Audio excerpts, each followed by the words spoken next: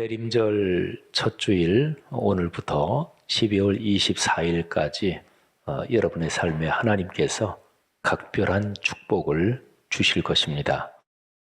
우리 그리스도인들이 1년의 절기 가운데 기다리는 절기가 아주 특별하게 교회력으로 정해진 절기가 두 개가 있습니다. 하나가 봄에 있는 사순절이고 부활절을 기다리는 절기죠. 그리고 이제 겨울에 있는 대림절, 크리스마스를 기다리는 절기입니다. 이런 절기에 특별히 기도하는 제목들 품고 매일매일 하나님께 기도하시고 하나님께서 그 기도를 응답해 주실 것입니다.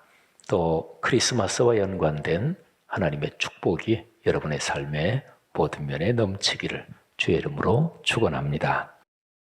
1990년에 개봉한 아주 유명한 영화 죽은 시인의 사회, 이런 제목이 붙은 영화가 있죠. 사람 삶에 통찰력을 주는 참 멋진 영화고 좋은 작품입니다. 제목 자체가 참 멋있잖아요. 죽은 시인의 사회. 제가 간략한 이야기가 이랬습니다. 미국의 입시 명문 고등학교 웰튼 아카데미, 여기에서는 인류대학을 많이 가는 그런 학교입니다. 학생들이 미국의 아이비 리그, 하버드, 프린스턴, 예일 등 미국의 아주 인류대학들 아이비 리그를 들어가기 위해서 아주 열심히 공부하는 학교입니다. 이 학교의 학생들, 또 학부모들, 또 선생님들 모두가 다 공부가 인생의 전부라고 믿는 사람들입니다. 그런데 이 학교에 새로 영어 선생님이 부임하는데 키팅이라는 선생님이 이 학교에 옵니다. 그런데 이 선생님은 아주 독특한 수업 방식으로 학생들의 마음과 정신을 깨웁니다. 공부가 인생의 전부가 아니다. 인생에는 참으로 소중한 것들이 더 많다. 그러면서 학생들 각자가 이미 가지고 있는, 또는 학생들 자신의 적성에 맞는 인생의 그 방향들, 또 학생들 속에 있는 그 아름다운 재능들을 자꾸만 깨웁니다. 학생들은 점점 더 키팅 선생님을 따릅니다. 그리고 또 새로운 도전을 받아들입니다.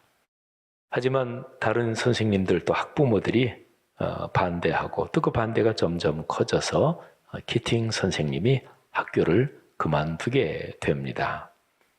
선생님은 학교를 그만두어도 학생들 속에 이미 일깨워진 그런 아름다운 삶에 대한 가치, 또 그런 감성들은 계속되는 거겠죠. 이 아름다운 계절에 한번 죽은 시인의 사회 영화를 한번 보시면 아주 귀한 기회가 될 것입니다. 그런데 이 영화의 대사에 아주 유명한 라틴어 문장이 나옵니다. 까르페 디엠이라는 표현입니다. 까르페 디엠. 이 두 단어로 된 라틴어 문장에서 까르페라는 이 말은 꽃이나 열매를 딴다, 또는 이렇게 꺾어서 딴다, 이런 뜻인데요. 까르포라는 이 동사의 명령형입니다. 까르페 그러면 따라, 또는 붙잡아라, 꺾어라, 이런 뜻이죠.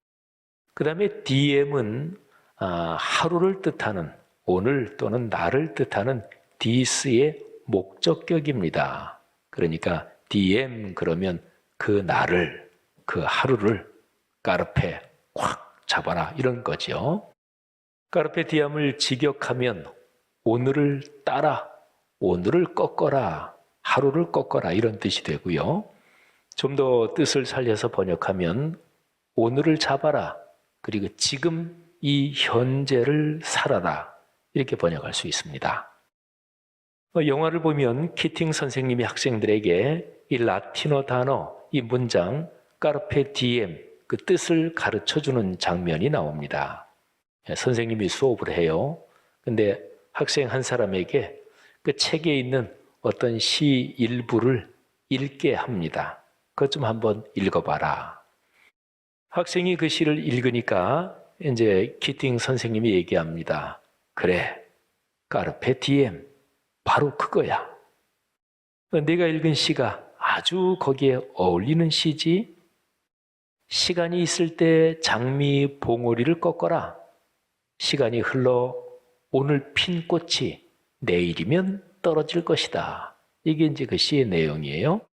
그러면서 선생님이 질문합니다. 생각해봐라. 시인이 왜 이런 표현을 썼을까?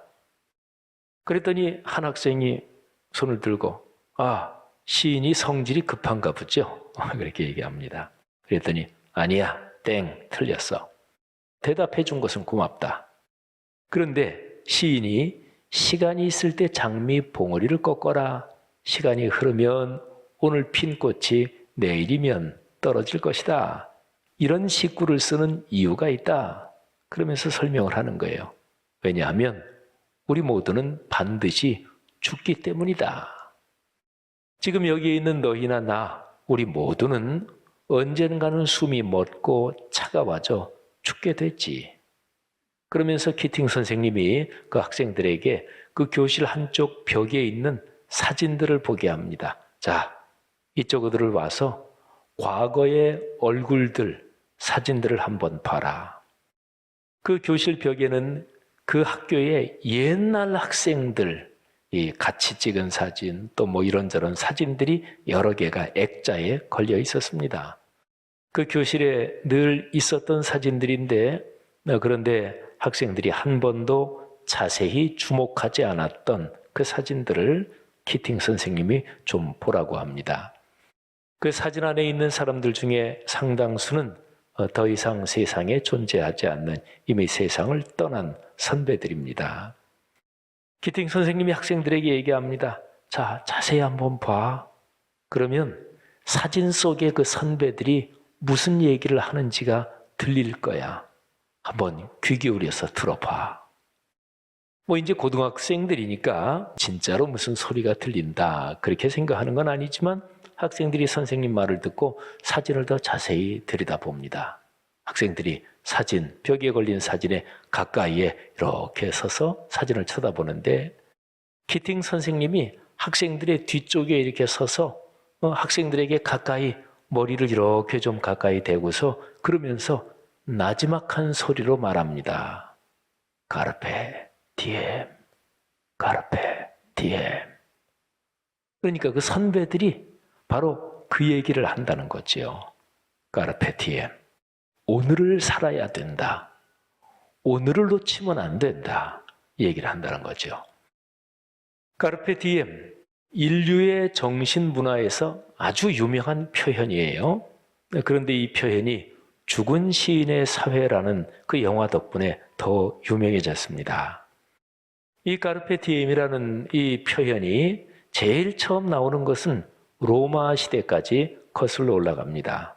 로마 시대의 시인 호라티우스라는 시인이 있었습니다.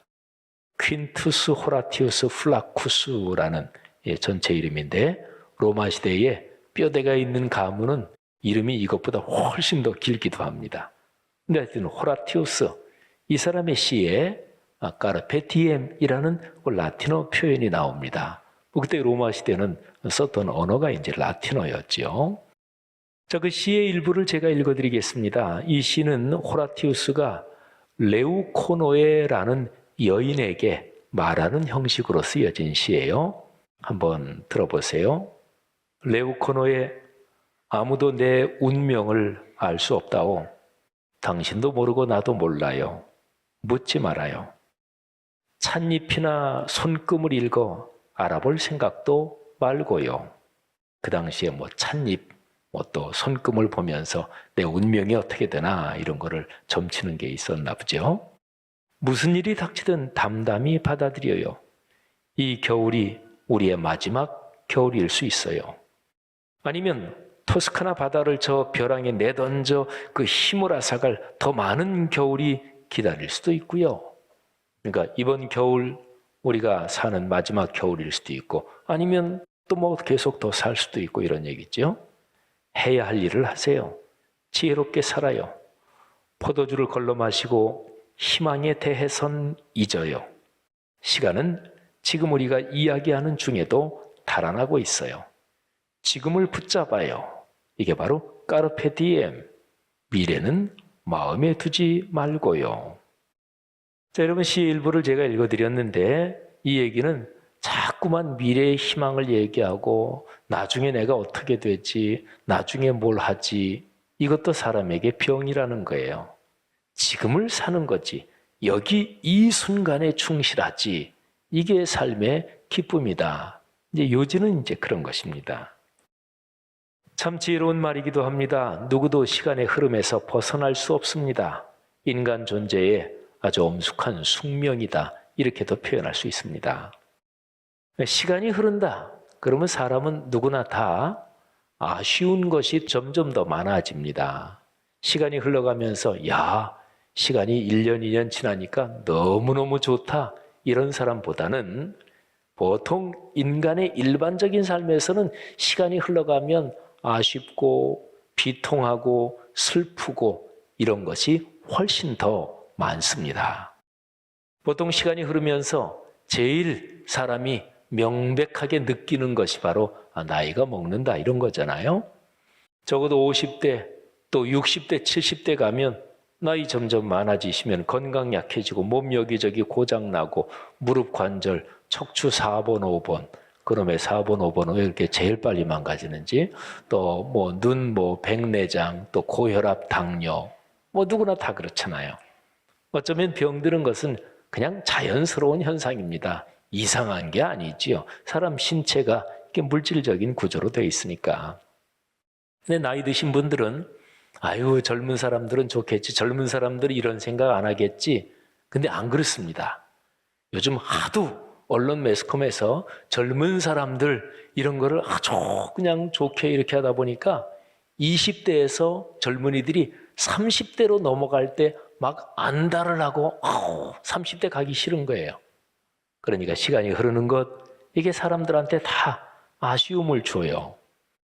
우리나라 옛날 시조 하나를 제가 말씀드릴게요. 퇴계 이황 선생이 무지무지하게 존경한 백세의 스승, 세계에 나올 스승이다. 이 정도로 존경한 사람이 있는데 고려 말기의 문인 우탁이라는 분이에요.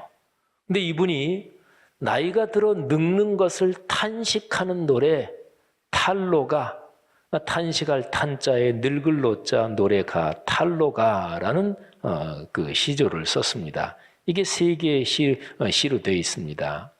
충북 단양에 이 우탁이라는 분의 그 비문이 있는데요. 근데 이 노래가 최초의 한글 시조입니다. 그러니까 한글은 이조 시대 세종대왕 때 와서 한글이 발명이 됐잖아요. 근데 이 우탁이라는 분은 고려 말에 살았던 분이에요. 근데 이분이 시조를 지었는데 입에서 입으로 쭉 전해져 내려오다가 한 100년을 그렇게 내려오다가 그 다음에 한글이 발명되고 난 다음에 한글로 기록이 됐습니다. 그러니까 100년 동안 사람의 입에서 입으로 전해져 내려온 거니까 이 내용이 사람들에게 깊은 감명을 줬겠지요. 지금 읽어도 그렇습니다. 한번 들어보세요. 세 개의 시조가 들어있는데 이게 탈로가 안에 세 개가 들어있다는 얘기예요. 첫 번째가 백발가, 두 번째가 춘산에 눈 녹인 바람, 세 번째가 늙지 않으려고. 한번 들어보세요. 한 손에 막대기 잡고 또 한 손에 가시 쥐고 늙은 길 가시로 막고 오는 백발 막대로 치려 하더니 백발이 제일 먼저 알고 지름길로 오더라. 꽤 유명한 시조죠. 세 편 중에서 이게 제일 유명하게 사람들에게 많이 알려져 있어요. 두 번째, 춘산에 눈 녹인 바람 문득 불고 간데 없다.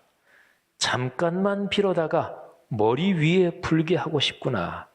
귀 뒤에 해묵은 서리를 녹여볼까 하노라. 머리에 점점 이게 흰머리가 많이 나고 하니까 이 흰 눈, 그때 부는 바람, 이거를 비유적으로 해서 그 바람 잠깐 빌려다가 휙 내 머리에 불게 해서 이 백발 다 날아가게 하고 싶다 이런 얘기죠. 마지막, 늙지 않으려고 다시 젊어보려 하였더니 청춘이 날 속이고 백발이 거의로다. 이따금 꽃밭을 지날 때면 죄 지은 듯 하여라. 저는 이거를 가만히 보면서 야, 참 재밌다. 요즘 시대가 나이 드신 분들이 대접을 받지 못하는 시대예요. 뭐 인터넷이고 이런 게 하도 빨리 발전하니까 나이 든 사람이 지혜를 가지고 있는데 젊은 사람이 그 지혜를 배운다. 이런 게 뭐 거의 없어졌잖아요. 오히려 그냥 젊은 사람들이 그 사람들이 더 탁월하고 나이 든 사람들이 그 사람들한테 배워야 되는데 야, 옛날엔 안 그랬는데 근데 여기 이거를 보면서 이따금 꽃밭을 지날 때면 죄 지은 듯 하여라. 그러니까 이 우탁이라는 사람이 나이가 많이 들어서 머리가 허해지고 그런데 한참 젊은 사람들이 있는데 거기를 지날 때면 괜히 죄 지은 듯 하다. 뭐 이런 표현이에요. 사람 사는 거는 옛날이나 지금이나 다 똑같구나 하는 생각을 했습니다. 자, 여러분, 사람 중에 어느 누구도 시간에서 자유로울 수 없습니다. 사람이 시간에 매여서 그 속에 살아갔죠. 근데 사람이 시간에 매이는 아주 전형적인 구조가 있습니다.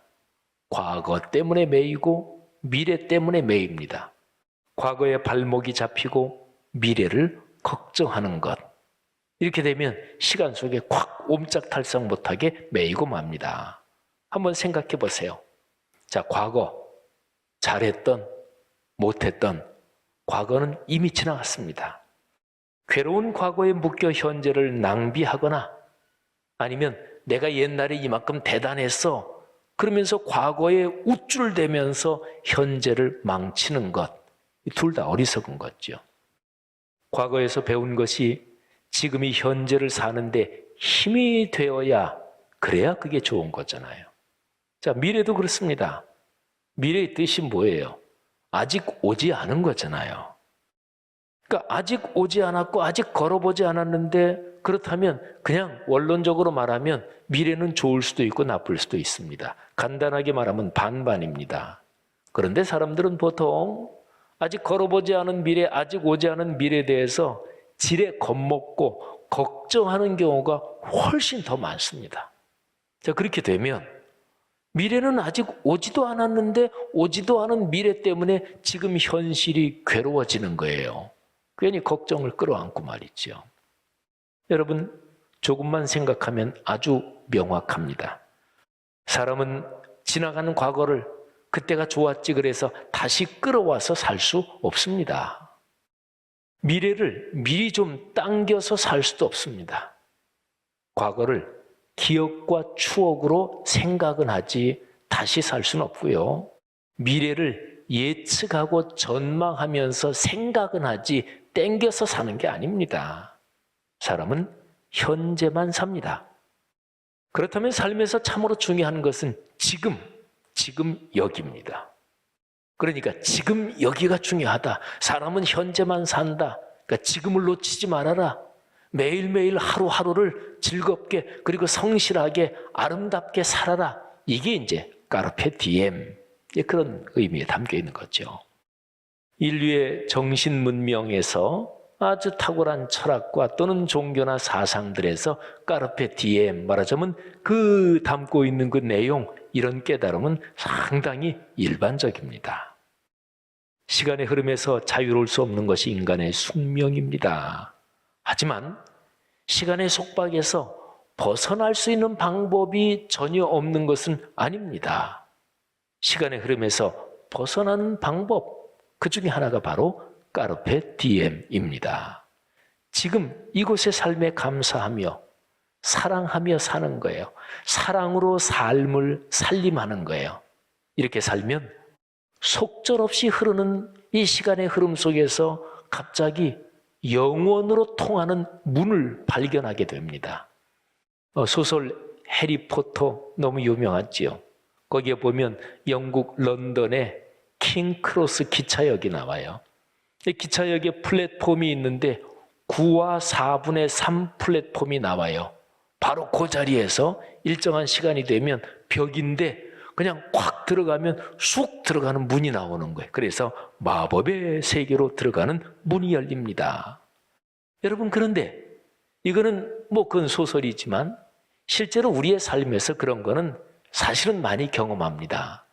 우리 할아버지 할머니들이 처음 손주를 볼 때 생각해 보세요. 야, 이거는 어쩌면 이렇게 신기하고 어쩌면 이렇게 이쁜지. 손주를 보고 손주 생각하면 시간을 잊어버리잖아요. 그게 그거예요. 그때는 뭐 시간이 가고 이런 거 전부 다 모르고 시간의 흐름에서 벗어나서 참 행복을 누리고 느끼는 거죠. 그러니까 시간의 흐름에 영원히 내려앉는 거예요. 그러면 갑자기 시간의 흐름에서 벗어납니다. 시간이 멈춥니다. 하늘의 문이 열립니다. 시간을 넘어선 춤이 시작됩니다. 거기에 사랑과 감사의 무지개가 뜨고 해질녘 바닷가에 불꽃놀이가 펼쳐집니다. 그렇게 되면 아주 평범한 일상이 갑자기 황홀해집니다. 먹고 마시는 것, 식사하잖아요. 하루 뭐 한 끼 건너뛰어서 두 끼를 먹든 세 끼를 먹든 식사하고 맨날 출근하는 길, 우리 동네 가로수길, 그리고 만나는 사람들이 다 새롭게 보입니다. 여러분, 전도서 3장 11절 말씀을 잘 들어보십시오. 이 전도서 3장 11절에는 대조되는 두 가지가 같이 들어있습니다. 하나는 시간의 한계, 그리고 또 하나는 시간의 한계를 넘어서는 영원을 그리워하는 그리움. 이게 11절에 같이 들어있어요. 들어보시죠. 하나님이 모든 것을 지으시되 때를 따라 아름답게 하셨고 또 사람들에게는 영원을 사모하는 마음을 주셨느니라. 그러나 하나님이 하시는 일의 시종을, 일이 어떻게 시작되고 어떻게 진행되고 어떻게 결론이 지어지는지 그 일의 시종을 사람으로 측량할 수 없게 하셨도다. 아멘. 이 11절에 두 문장이 들어있죠. 자, 첫 번째 문장을 보세요. 사람은 시간의 흐름 속에서 삽니다. 그런데 거기에 완전히 매이는 존재가 아닙니다. 사람은 영혼을 사모해요. 하나님을 그리워합니다. 자, 두 번째 문장은 무슨 내용인가요? 시간의 흐름 속에서 일어나는 일들을 사람으로서는 다 알지 못한다는 것입니다. 당연합니다. 사람은 시간 속에서 살기 때문에 이 모든 것을 다 알지 못해요. 그 속에 갇혀 있으니까. 그런데 하나님은 다 아십니다. 당연합니다. 하나님은 시간을 넘어서서 계시는 분이니까 시간 너머에서 이 모든 것을 다 알고 있죠. 여기에 컵이 있는데 이 컵에 물이 하나도 없고 빈 컵인데 속에 개미가 한 마리 들어있다고 한번 생각을 해보세요. 그러면 제가 이 컵을 이렇게 들어서 이렇게 옮기면 이 컵 안에 있는 개미가 이게 어디로 이동하는구나. 근데 어디로 이동하는지 개미는 모르지요. 왜? 컵 안에 있으니까. 근데 저는 다 압니다. 이 컵을 다 바깥에서 보고 있으니까. 시간의 한계 속에서 갇혀 사는 사람들, 그러나 그거를 넘어서 계시는 하나님의 섭리, 이게 이제 이런 차이입니다. 자, 그러면 이런 존재인 사람에게, 사람이란 존재에게서 무엇이 행복입니까? 우리가 조금 전에 11절을 들었는데 이어지는 12절, 13절 이 두 절을 보면 사람이 누릴 수 있는 복, 축복, 행복이 거기에 나옵니다. 자, 보세요. 전도서 기자는, 이 전도서를 쓰신 분이 12절, 13절에서 이런 얘기를 해요. 내가 두 가지를 알게 됐다. 두 가지를 깨달았다. 이렇게 얘기하는 거예요. 자, 뭔지 한번 들어보세요. 사람들이 사는 동안에 기뻐하며 선을 행하는 것보다 더 나은 것이 없는 줄을 내가 알았고, 사람마다 먹고 마시는 것과 수고함으로 낙을 누리는 그것이 하나님의 선물인 줄도 또한 알았도다. 아멘. 자, 알았고 또 알았도다. 두 가지를 알고 깨달은 거예요. 자, 첫 번째 깨달음. 사는 동안에 진짜 좋은 게 뭐냐? 기뻐하는 거다. 그리고 선을 행하는 거다. 여러분, 슬픔과 비통, 괴로움과 불안, 이거 뭐 당연히 안 좋죠. 그러니까 가만히 생각해 보면 기뻐할 수 있는 게 최고구나. 이거는 너무도 평범한 얘기인데 평범한 게 깨달았다, 깨닫지 못했다, 이거는 천지 차이예요. 그러니까 이 전도서 기자가 기뻐하며 사는 게 최고구나. 그 다음에 또 하나, 선을 행하며 사는 게 최고구나. 여러분, 선을 행하는 거 거꾸로 못되게 사는 거지요.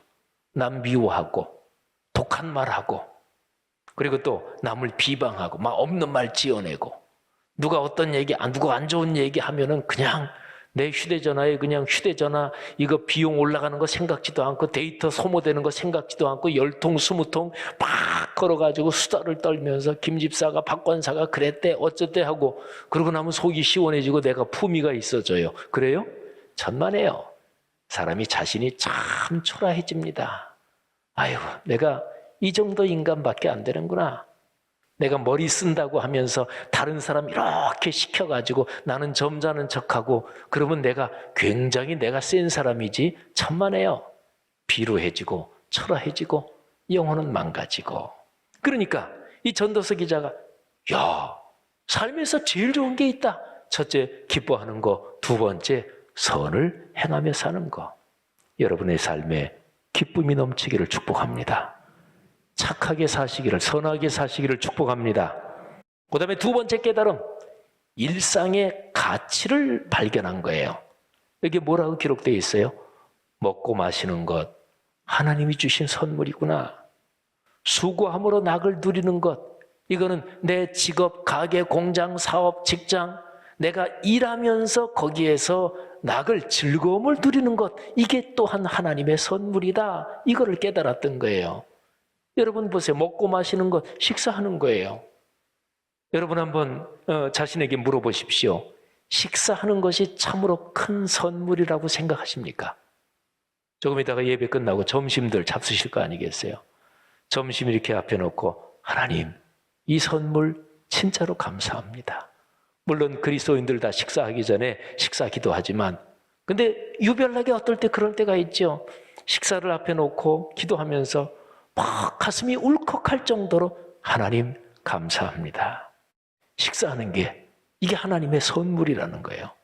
그리고 내가 살아가면서 일하는 것, 가정주부면 가정살림 또는 직장생활 또 어떤 거든지 일하면서 거기에서 보람을 느끼고 그리고 거기에서 즐거움을 느끼는 것, 그게 하나님의 선물이라는 거예요. 내가 일하면서 불평한다?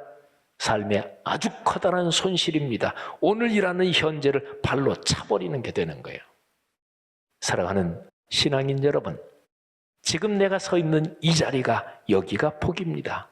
마음과 영이 새로워지면 지금 여기가 하늘의 문이고 지금 여기가 거룩한 곳입니다. 모세가 늘 양치면서 다녔던 곳인데 거기에서 하나님을 만나지요. 그러니까 하나님이 이렇게 말씀하십니다. 모세야, 너 서 있는 곳 거룩한 곳이야. 신발을 벗어라. 평범한 일상 늘 다니던 곳인데 갑자기 거룩한 곳이 되는 거예요. 야곱이 형의 에서를 피해서 도망가다가 그냥 들판이에요. 그런데 거기에 갑자기 하늘의 문이 열리는 거예요. 하나님의 집이 되는 거예요. 고린도후서 6장 2절 말씀. 지금 이 시간이 구원의 날이다.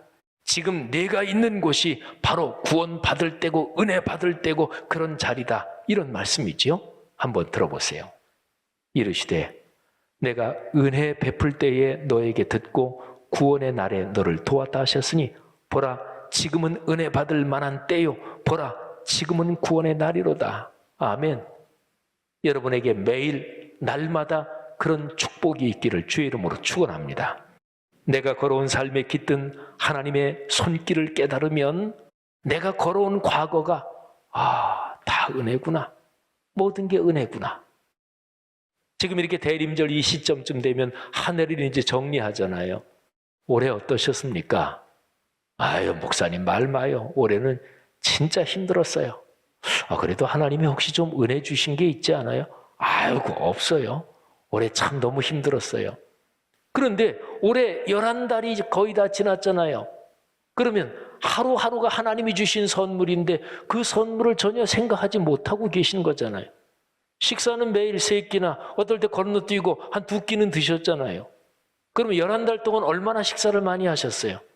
여기 전도서 기자는 날마다 이 먹는 게 하나님의 선물이구나. 그러니까 어떤 사람은 날마다 식사하는 거 하나님의 선물인 거 참 감사합니다. 그렇게 사는 사람이 있고 매일 밥 먹고 하루하루 또 새로운 하루가 시작되는데 그냥 지긋지긋하다 이렇게 사는 사람이 있는 거예요. 똑같은 하루를 두고 두 사람이 이게 다른 거죠. 그러니까 내 삶의 과거 은혜의 시선으로 보면 감사하다.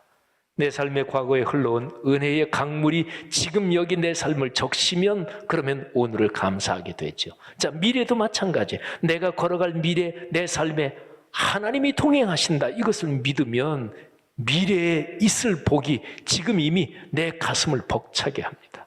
미래를 희망하게 되죠. 그러면 현재가 아름다워집니다. 그러니까 걸어갈 시간 미래를 설렘으로 기다리면 지금 여기가 찬란해지는 거죠.